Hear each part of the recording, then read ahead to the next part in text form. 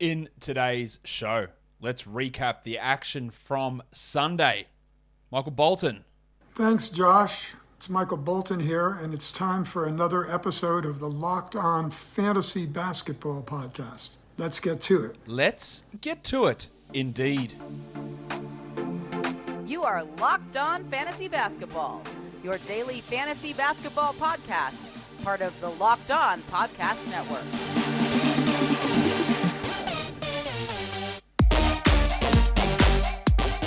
Hello and welcome to the Locked On Fantasy Basketball Podcast, brought to you by Basketball Monster. My name is Josh Lloyd and I am the lead fantasy analyst at basketballmonster.com and at Yahoo Sports Australia. And you can find me on Twitter, as always, at RedRock_Bball and on Instagram at Locked On Fantasy Basketball. Thank you for making Locked On Fantasy Basketball your first listen every day. We are free and available on all platforms. We also have podcasts that cover whatever your favorite team is, in the NBA, NFL, NHL, Major League Baseball, college sports. We've got podcasts to cover all of that, so check out that show that is applicable to you. We're going to talk about the games for Sunday, what happened in those games, some news, some WhatFos, some trade stuff, updates on the Locked On Championship League as well, top ads and drops, best lines of the night, all that stuff that we always do on these shows. Let's kick straight into the news, though. Malcolm Brogdon with his hamstring injury. You're going to be shocked to know this, but the NBA might be rushing someone back from a hamstring injury. Never happened before, only 1,700 times a year, but it looks like Brogdon might be close to returning. He is listed as questionable. Daniel Gafford, also listed as questionable after it looked like, holy shit, he might be out for a long time with that knee problem, which turned into a quad problem, and now it looks like he might miss a couple of games. So just watch your Sal Highs and Montrezl Harrell if Gafford does return. And then in Boston, Rob Williams and Marcus Smart, both ill last game. They should be returning as well. So some good news there on the injury front. No updates on some other players like Markelle Fultz or Jonathan Isaac or TJ Warren. Kristaps Porzingis remains out. We don't have any updates on those guys at this point, but some positive news around some other players there. So now it's time for us to go to Trade Central. The most traded player in the last day has been none other than Jim Harden. And these are some of the deals that have gone down. Straight up for Jaren Morant. Oh, Josh, these only happen in taco leagues, mate. Definite collusion here. These would be vetoed. All right, but they weren't. And this, I can tell if a trade is ridiculous, right? I can tell if it's a bullshit trade or if it's a dynasty trade. There are plenty of people. Harden's a fraud, mate. Only gets value because of the free throws. Jars MVP, mate. Jars MVP. People will do this. People will do this deal. I'll take Harden every day of the week. Taco. I would take Harden every day here. Harden was traded with Darius Garland for Steph Curry. Yeah, Harden for Curry, straight up. I think that's equivalent. Harden's coming, boys. Like by the end of November, he'll be a top 5 player. I'm really confident in that. If you're able to get Harden and Garland for Steph Curry, I'll take it every day of the week as well. This is someone who hates James Harden. For Steven Adams and De'Aaron Fox, you blokes have got no idea. For Brad Beal and Cam Reddish. Now, Reddish, let's be honest, is a throw-in in a 12-team format. Beal has been struggling himself. But people hate James Harden. It's not even basketball what he does. It's just fake foul drawing, guys. It's not even basketball. They hate him. So anytime there's a slip, you can get him for cheap. You saw that. His ADP was 6 this year, which was ridiculous. I thought anyway. Hey, it doesn't look ridiculous at this point considering the struggles he had. For Beal and Reddish, yeah, mate, no worries. And then this one's interesting. Straight up for your mate, our mate, my mate, Giannis Antetokounmpo. Giannis Antetokounmpo. Now that's the only one where I have pause. But I wanted to highlight this trade that went down because if this is a category league, it's a ridiculous trade. And I'll tell you why it's a ridiculous trade. I know Harden's free throws haven't been high volume, but you are trading your number 1 pick, James Harden, for another number 1 pick in Giannis Antetokounmpo, but players with just completely different skill sets. So the whole structure of your team is done. It's like just completely changed. And maybe you looked at it and went, well, Harden with his free throws down, my team's not actually a good free throw team. So it's more value for me to get Giannis. That might have been the case. But it is an illustration of, I couldn't tell you which side of that I like better. it might be Giannis, but that really depends on how the rest of my team looks. And I think that is super, super important to know or to pay attention to when you're talking fantasy trades. It's very, very important to know that or to have an understanding of that. It's time for Watfo. Again, drop your Watfos for tomorrow's show down here in the comments on YouTube. Just write Watfo and write what your one is for tomorrow. Let's focus on Jaren Morant. Jaren Morant, when the last time I did a recap show was at 61%, when I did that best players in the NBA for fantasy video, he was at 61% from 2. He's now down at 58 or 57.8 or something like that. It was always going to drop off, but what are the odds? What are the odds that his 2-point percentage for this season remains over 55%? He was at 50 last year. I think that he won't remain over 55. I think he's like a 52, 53 guy. I think there's a 30% chance that he finishes over 55% from 2-point land for the season. That is my Watfo for Jaren Morant and his 2-point percentage for this season. Guys, whether you are, I don't even know what I was going to say there, just completely went off on a tangent. Finding new talent in this climate isn't easy. So why are you still waiting on the sidelines when it comes to hiring for your business? Get aggressive by getting Indeed. Indeed is an unbelievably powerful hiring partner where you can attract, interview, and hire all in one place. Don't struggle to find your own quality candidates. Indeed can help you hire the right people right now. Indeed partners you on every stage of the hiring process so you can find talent with the skills you need through tools like Indeed Instant Match, assessments, and virtual interviews.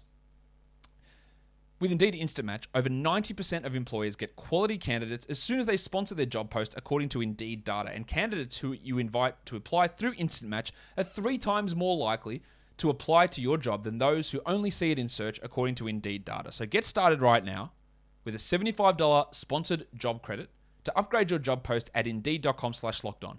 Get a $75 credit at Indeed.com/lockedon. Indeed.com/lockedon. Offer valid through December 31st. Terms and conditions apply. Need to hire? You need Indeed. This is a familiar problem that's not involving hiring, but it's involving TV. You watch your live sports in one spot. You watch your on-demand shows somewhere else. You got your highlights on your phone, and then you got your neighbor's login for something else. It's all over the shop. There's too many confusing devices and logins and all this sort of stuff. I want to tell you about a way to finally get your TV together. It is called Direct TV Stream. Now you can watch all your favorite sports, shows, movies, all in that one place without that clutter and confusion. That means no more juggling remotes and no need to buy another device ever again. And the best part, there's no annual contract. So get rid of the clutter and the confusion and get your TV together with DirecTV Stream. You can learn more at directtv.com. That's directtv.com. Compatible device required and content varies by package. Okay, so let's look at our package of the top ads since we did the waiver wire show. That's why the percentages are low, because we did a show on this 6 hours ago. But Carmelo Anthony is the highest added player in that time. I don't know why, but he is. I guess it's for streaming for today's game. But again, as a points and 3 streamer, there's value. As a long-term 12-team option, not really. People added Cody Martin. I said that was a mistake earlier today. That remains a mistake. Just have a look at what happened with Rozier back. Larry Nance up 0.9%. Some encouraging numbers for Nance, but still under 20 minutes of contest, which leaves him really in trouble of maintaining 12-team value. I don't think it's there. I like Brunson. He's up 0.9%.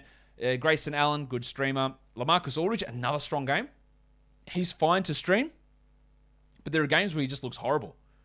And it is hard to trust him on a regular basis. And then you got the painter, Matisse Thybulle, who is almost a top 100 player this year, on the back of insane steal and block numbers, which, to be honest, how confident are we that he won't be able to maintain those insane steals and blocks? It is Matisse Thybulle. That is literally what he does. All right, so if we look at the top drops, Derrick Rose down 1.7%. I think he's a fine 12-team drop. Devin Vassell down 1.5%. I can understand dropping him. Probably would hold a little bit, but I can understand it. Precious Achiuwa, clear 12-team drop. Jaden McDaniels down 1.4%. If there's someone you want, get rid of McDaniels, no worries at all. Ken Birch, yep, drop. Terrence Ross, yep, drop. And then Monty Morris down 1.1%. That's after his best game as well yesterday. I still don't think that Morris is a must-roster 12-team league guy, so he is a pretty solid drop there as well. Let's look at the first game of the day. This one was an early contest the Sacramento Kings, and the Dallas Mavericks. The Mavericks win at 105-99, but RIchaun Holmes continues to be amazing. 27 minutes for Holmesy, 22 and 13 with 2 steals. He is now the 18th ranked player this season. Remember when it was thought he was going too high when he was going in the 30s or 40s? His shooting numbers are out of control. They're through the roof. That probably won't stick. But he can be 65% easy. He can actually play more minutes than this. He's been amazing. While the pencil Harrison Barnesy.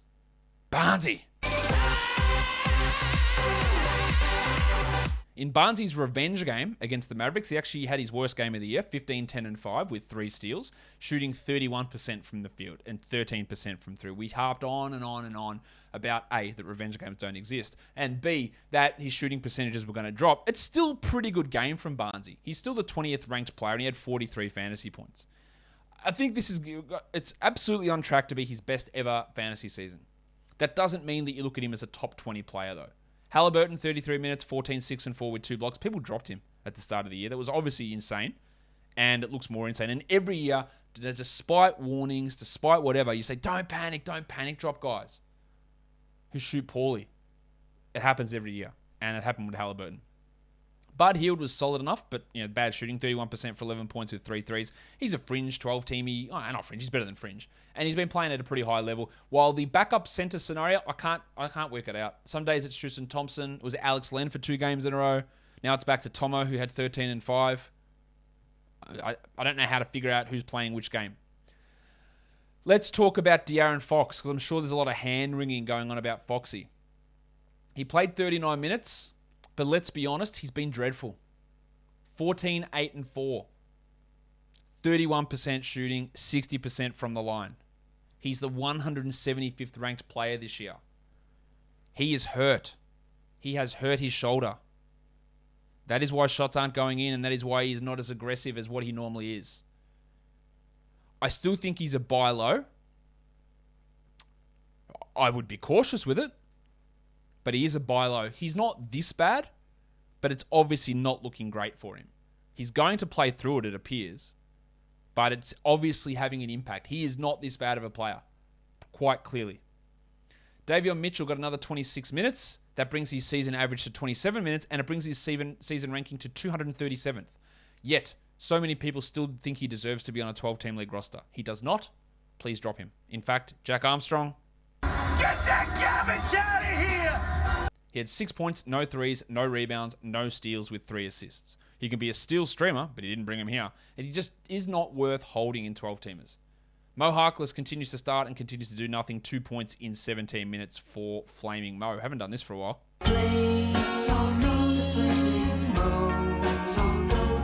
On to the Mavericks. No Kristaps Porzingis. Now, I suggest you go and do this. On YouTube, go and search it up. Locked On NBA, where I talked with Isaac Harris of Locked On Mavs, and I brought up a conspiracy theory about Kristaps Porzingis. That in the game that he went out with back soreness, and everyone's favourite dickhead Jason Kidd at the end of the game said, oh, he's fine. Which,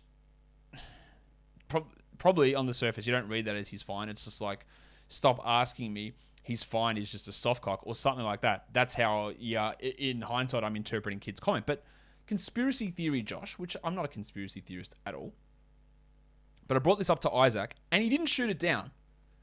I said, is there any possibility that Porzingis was playing that poorly, that they just said, mate, like, things aren't going right here. We're just not going to play you until you get traded. And Isaac said, that's sort of what happened with Dennis Smith Jr. when he was, of course, traded for Porzingis. And I went, oh, okay. I think that's a 0.05% chance of happening. But Isaac's reaction wasn't like, Josh, kids, cover your ears. You're a fucking idiot. Shut up. It was like, oh yeah, Dallas fans know that's what happened with Dennis Smith. So keep an eye on that. Luka, 23, 8, and 10 with 2 of 6 from the line. Continues to be a disastrous investment if you picked him in the top 5. Dwight Powell, 12 and 8 with a steal, a block, and a 3. Very good game from Dwight Powell. He's an elite streamer. It does help that Porzingis and Maxi Kleber were out here. I wouldn't be rushing to grab Powell, but he's solid enough. Well, Tim Hardaway was okay. 16 points, 4 threes, 3 assists, 2 steals. Not bad from Timmy, but realistically, he's a points and threes streamer, a Duncan Robinson, if you like, a Seth Curry, a Joe Harris versus a must-roster guy. Finney Smith was all right. 2 steals, a block, bad shooting, but the minutes he gives you are solid, and he has nice back-end 12-team value, but more as an in-and-out streamer, while the burner Jalen Brunson had 8 points with 2 assists in those 27 minutes, and Reggie Bullock continues to be a disaster. 7 points with 1 3. You know where Bullock ranks? 314th. That is terrible, in fact. Even with Porzingis and Boban and Maxi Kleber all not playing, Moses Brown played 1 minute and 14 seconds. Nail the coffin, that one. Frankie Ntilikina, how's that? 12 points for Frank in 21 minutes. Don't think we need to care too much about that from fantasy, but it's just good to see Frank doing something positive. Let's go on to the second game of the day. The Utah Jazz. They beat the undermanned Bucks 107-95. Rudy Gobert. Rudy Gobert. Rudy Gobert.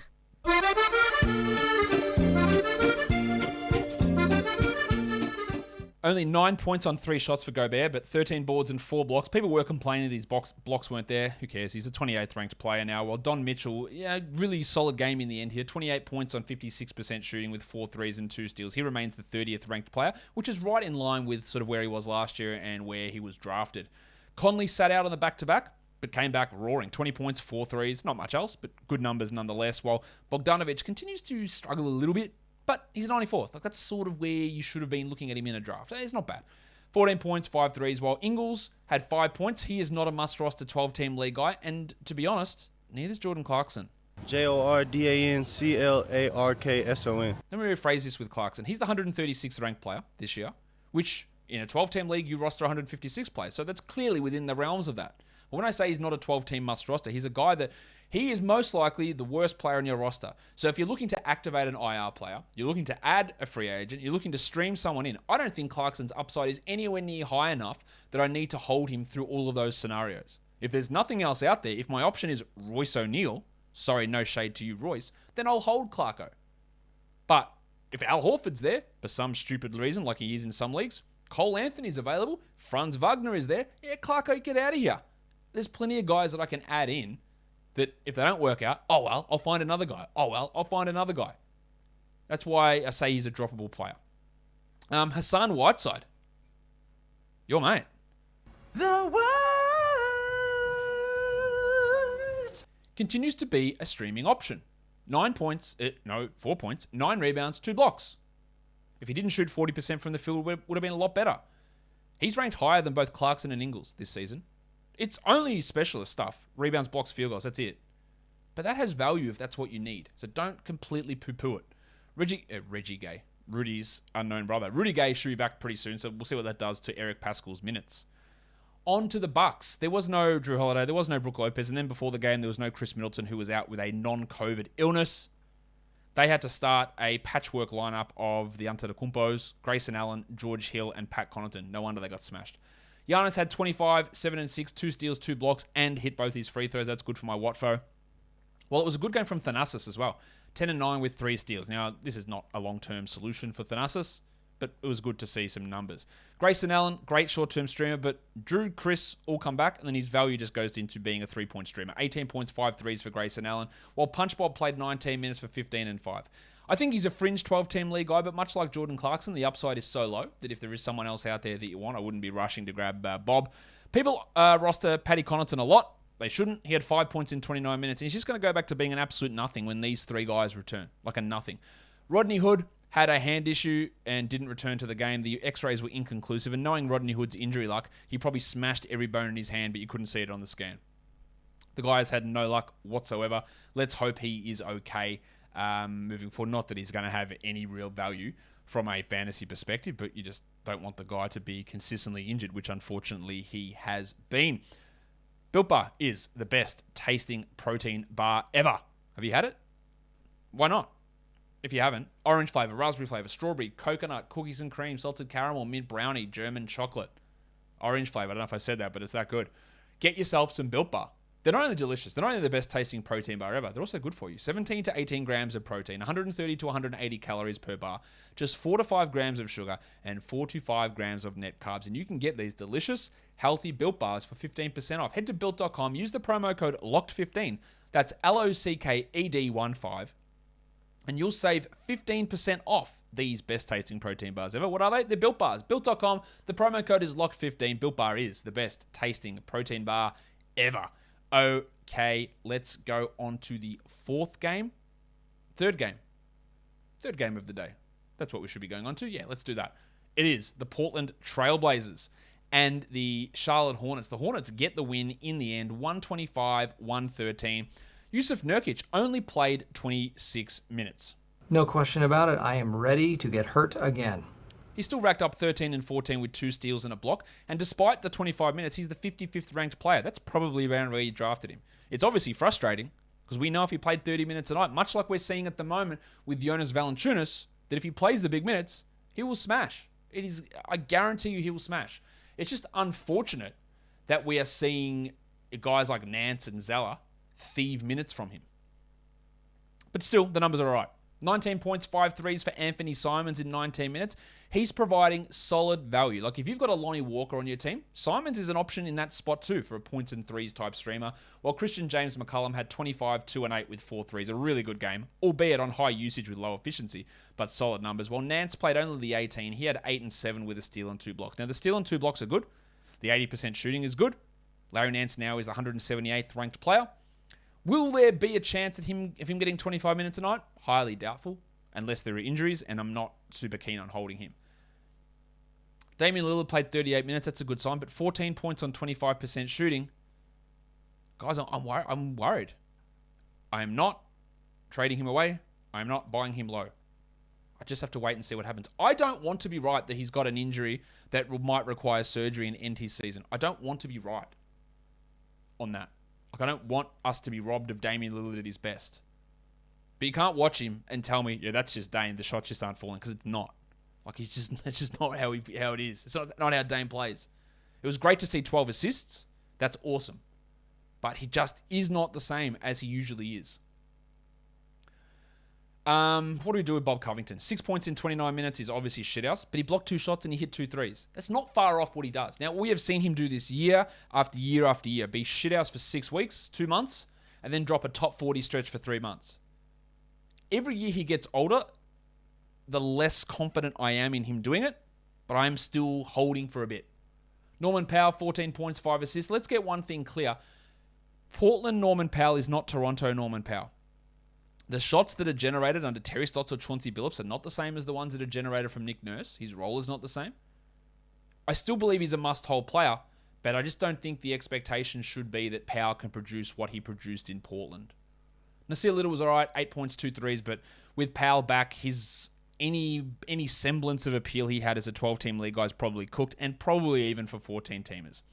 Let's go to Charlotte, 'cause there's a lot of interesting stuff here. We finally got 33 minutes of LaMelo Ball.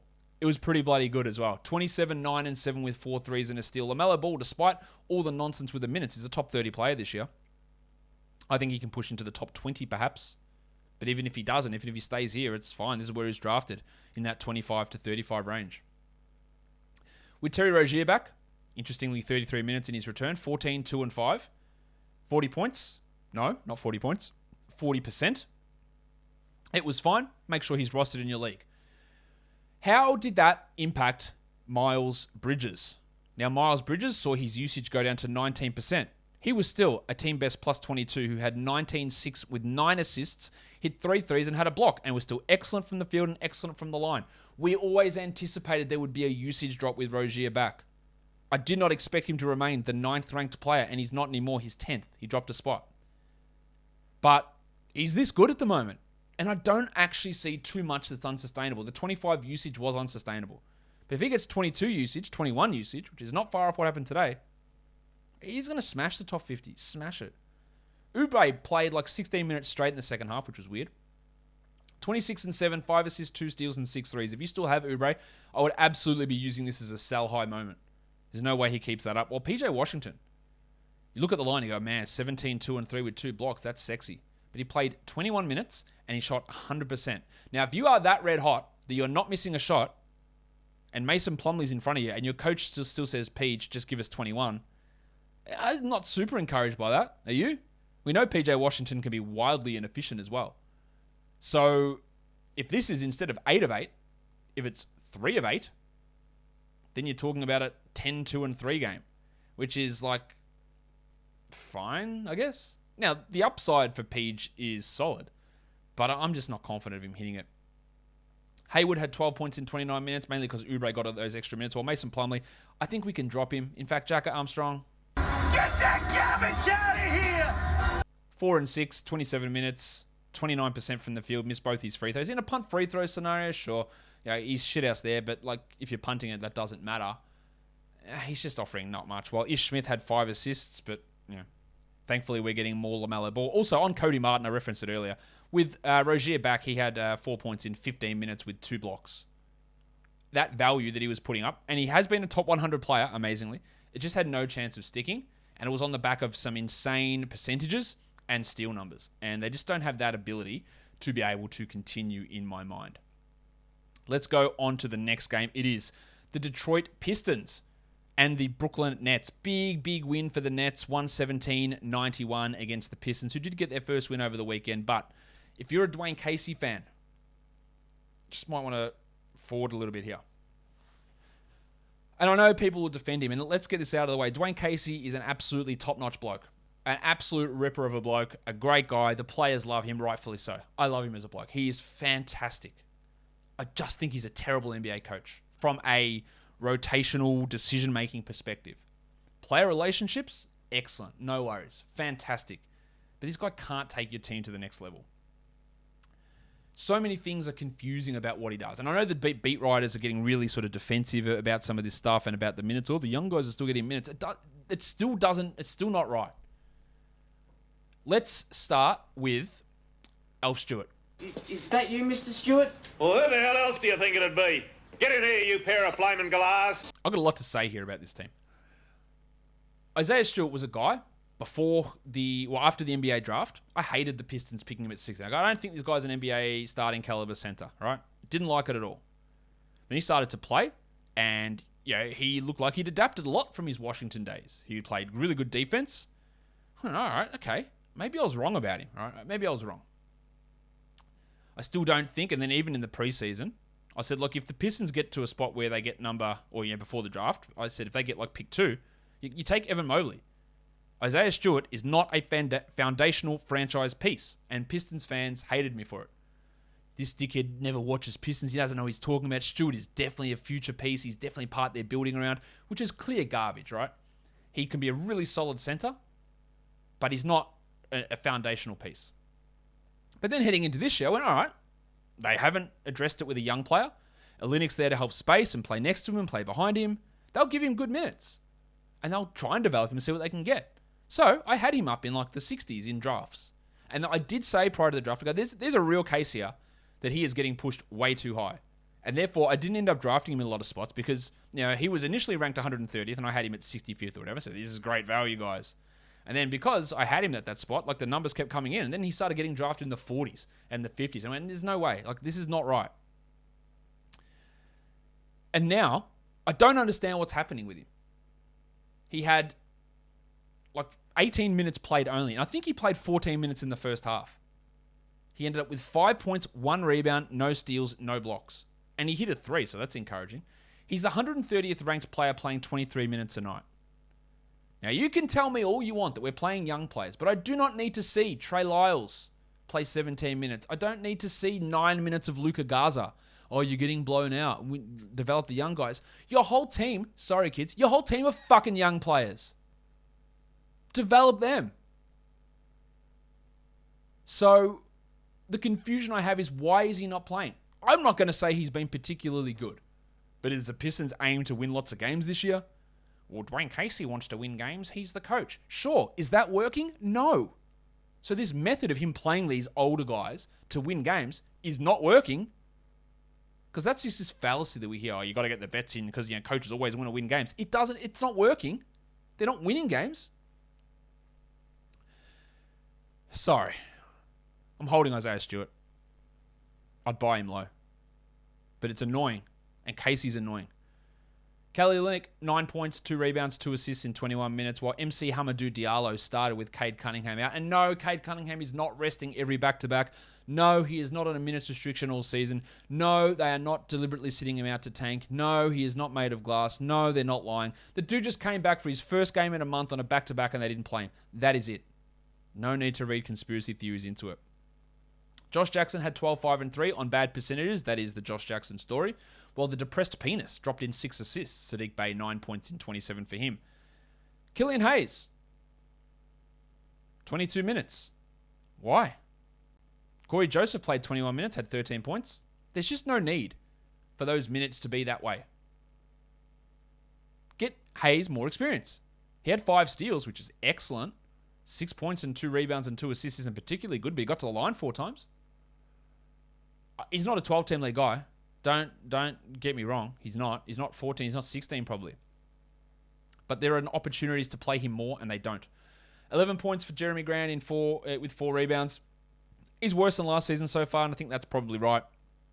While Trey Lyles had 8 points in 17 minutes. It just frustrates me. This is a bad team, but there are ways to be bad and fun, and the Pistons are not. Onto the Nets. Kevin Durant got ejected, which is annoying because I had him at the over-under player prop of 27.5 points. He had 23 minutes in 27 minutes. He was going to hit it as well. 23 points for him. While Jimmy Harden, only 18 points. He took 9 shots, but 18, 10, and 12 with 4 threes. He is now the 12th ranked player this season. 24 minutes for DeAndre Bembry. Really good game. 15 and 7 with 2 steals. Now, he is a nice deep league ad. The minutes are pushing up for him as they're deciding that they should play him more than some of these other spuds. But interesting. Aldridge, 16 points on 88% shooting. Talked about him already. He's an interesting stream. While Joe Harris had 12 points and 2 threes, drop him. He's not a 12-team league guy. Patty Mills, he's not a 12-team league guy. 7 points in 20 minutes. They're just not. Like, they had that hot start to the year, Mills, and it's just there's no chance of continuing. So I love Patty Mills. Aussie bias. That's the only reason you like Josh Giddey. If I had Aussie bias, I'd have been telling you to add Patty Mills the whole time. 7 points in 20 minutes for Millsy. He's a drop. While the Shark Bruce Brown brought us 3 steals. Where's my shark noise? Baby shark. He's fine as a 12-team league guy without being an absolute guaranteed must-roster player. Like, he's absolutely fine. I just think the upside for him is pretty low. Blake Griffin doesn't deserve a spot on a 14-team roster. 8 and 5 in 20 minutes for Blake. And that's about it. We got 7 minutes of Day'Ron Sharpe, who hit a 3. Now, if this bloke can hit 3s, that's interesting, isn't it? And Cam Thomas, who's just not anywhere close to a part of the rotation, which is not a surprise, given the players who are currently on this team. All right, so let's go to the last game of the night. And who is it? Oh, it was the Los Angeles Lakers, of course, beating the Houston Rockets. Was it 95-85 in the end? The Lakers did have a 20-point lead in the fourth quarter. The Rockets did bring it back and get close, but in the end, the Lakers pull away. Let's talk about Alperen Şengün. 20 minutes, 11 and 7, 3 steals. 5 of 6 from the line. He brought him back into it. He's a must-roster player. He's a top 110 guy in under 20 minutes. At some point, this shit has to give, and he's got to start. I could argue, maybe it wouldn't be successful. He's their best player at the moment. It's a flimsy argument, but it's not far off. He's really good, and he needs to play more, and he cannot be on any waiver wire. Eric Gordon, a nice streamer for points, 17 points with 4 threes.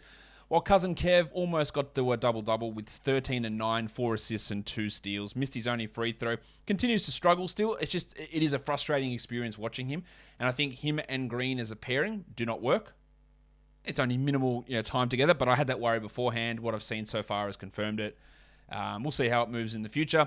If I had Kevin Porter in a dynasty league, I'd wait for a string of a few games together because people obviously value him higher than I do as an ongoing prospect, and I would try to sell after he strings together some good games.